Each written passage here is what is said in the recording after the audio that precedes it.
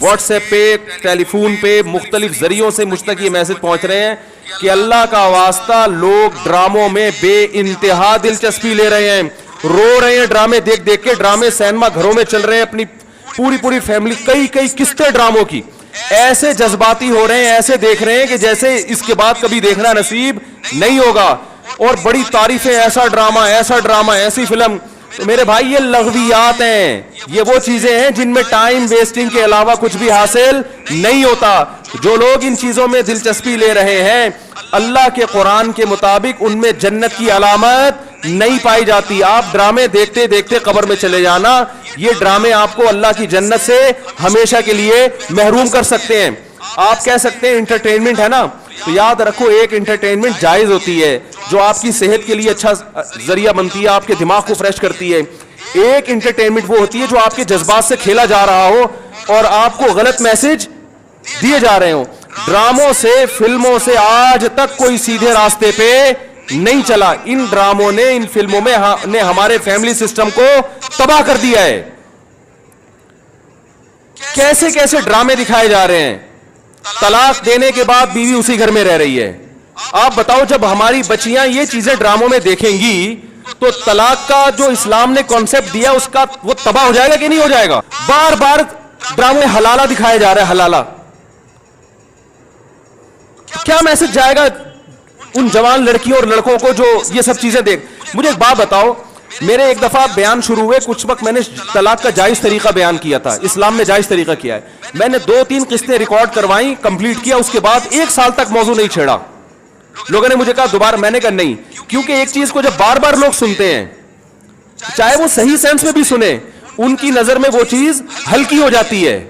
میں نے کہا بار بار ایک ٹاپک چھیڑوں گا تو ایسا نہ ہو گھر میں طلاقیں شروع ہو جائیں.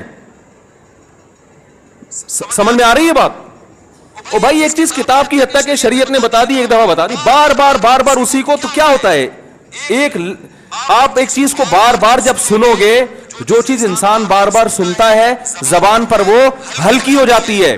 میں نے کہا اس سے گھروں میں طلاق کا ریشو بڑھنے کا خطرہ کم نہیں ہوگا, ایک چیز کو بار بار ریپیٹ کیا جائے. تو بتاؤ ڈراموں میں بار بار طلاقیں دکھائی جا رہی ہیں کہ نہیں دکھائی جا رہی ہیں.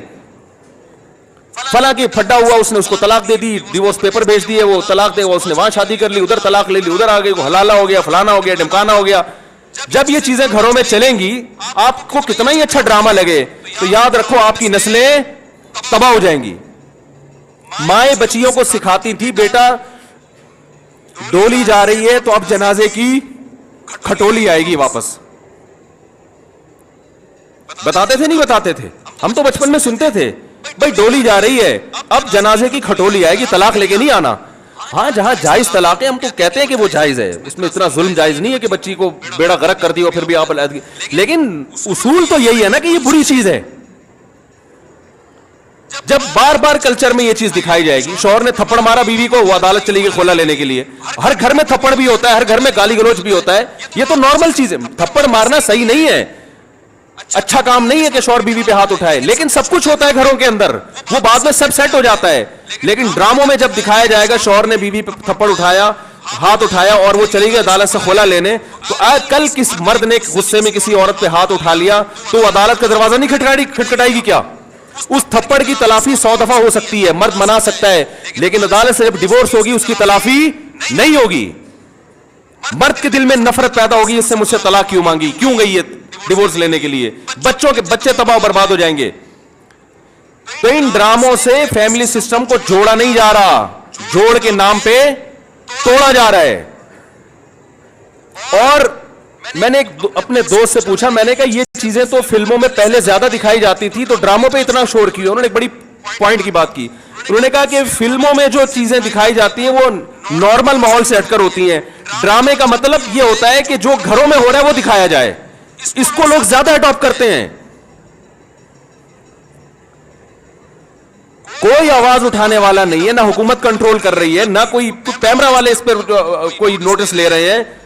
سینما گھروں میں چلنا شروع ہو گئے, صبح شام اتنے کلپ مجھے لوگ بھیج رہے ہوتے ہیں, یہ والا مفتی صاحب یہ سین دیکھیے بڑا ٹائٹ سین ہے.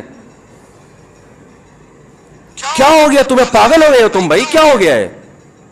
میں اپنے دوستوں سے کہتا ہوں, میں میٹنگیں کرتا ہوں بلا کے کہ یار ٹائم کی بڑی کمی ہے, میرا سارا دن اسی پہ گزرتا ہے یار, بہت سارے کام کرنے ٹائم نہیں مل رہا. جب رات کو سونے کے لیے لیٹتا ہوں تو ندامت کے ساتھ, اللہ کی قسم میری یہ حالت ہے کہ یار آج بہت سارے کام کرنے تھے مگر آج بھی رہ گئے. ہم حیران ہو رہے ہیں, آپ 2-2, 3-3, 4-4 گھنٹے کیسے ٹی وی کے سامنے بیٹھ جاتے ہو؟ ٹائم کہاں سے آ رہا ہے آپ کے پاس؟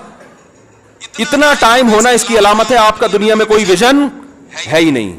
جس کا کوئی ہدف ہوتا ہے اس کے پاس اتنا ٹائم نہیں ہوتا. تو یہ جو ڈراموں فلموں میں ٹائم ضائع کیا جا رہا ہے نا, خدا کی قسم موت کے وقت حسرت کا سبب بنے گا. موت کے وقت اللہ نے زندگی صرف ایک دفعہ دی ہے. قرآن کے الفاظ دیکھو کہ موت کے وقت اگر تم ساری دنیا کی ساری دولت خرچ کر کے بھی ٹائم واپس لینا چاہو گے نا, لا یستاخرون ساعتا ولا یستقدمون, اللہ فرماتے 1 منٹ تو دور کی بات, 1 منٹ کے 1 کروڑ حصے کر لو نا وہ بھی نہیں ملے گا.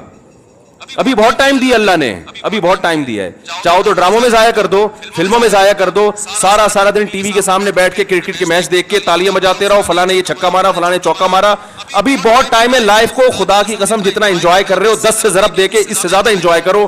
لیکن جب موت کا وقت آئے گا تو یہ سارے مزے کرکرے ہو جائیں گے. یہ غیر مسلموں کے کام ہیں, جن کا آخرت پہ یقین نہیں ہے, ان پہ یہ چیزیں سوٹ کرتی ہے.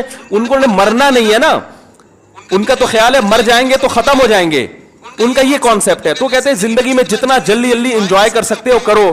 جس کا آخرت پہ یقین ہے اس کا کوئی ہدف ہوتا ہے کہ مجھے ایک زندگی ملی ہے, دوبارہ یہ زندگی نہیں. یہ ہندوؤں کا نظریہ ہے کہ 7 جنم ہوتے ہیں, اسلام کہتے ہیں ایک ہی جنم ہے, اس کے بعد قیامت آ جائے گی, دوبارہ کوئی جنم نہیں ملے گا. اور اللہ کو دیکھو, اللہ تعالیٰ حضرت عیسیٰ علیہ السلام کو موت دینے کے بعد بھی آسمانوں پہ اٹھا سکتے تھے نا, اور پھر قرب قیامت میں نازل کرتے. اللہ نے حضرت عیسیٰ کو زندہ آسمانوں پہ اٹھا کے یہ میسج دے دیا کہ جس کو قرب قیامت میں نازل کرنا ہے اس کو موت نہیں دوں گا, آخر میں موت دوں گا. اس لیے کہ مرنے کے بعد اٹھا لیتا تو تمہارے دماغ میں یہ تصور آ سکتا تھا کہ شاید ہمیں بھی موت کے بعد دوبارہ زندگی مل جائے. تو موت کے بعد تو پیغمبروں کو بھی نہیں ملتی, تمہیں کہاں سے ملے گی؟ ہمیں کہاں سے ملے گی بھائی زندگی؟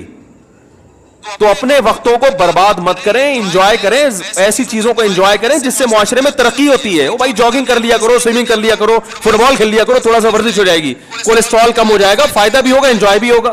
ڈرامے سے کیا انجوائے کر رہے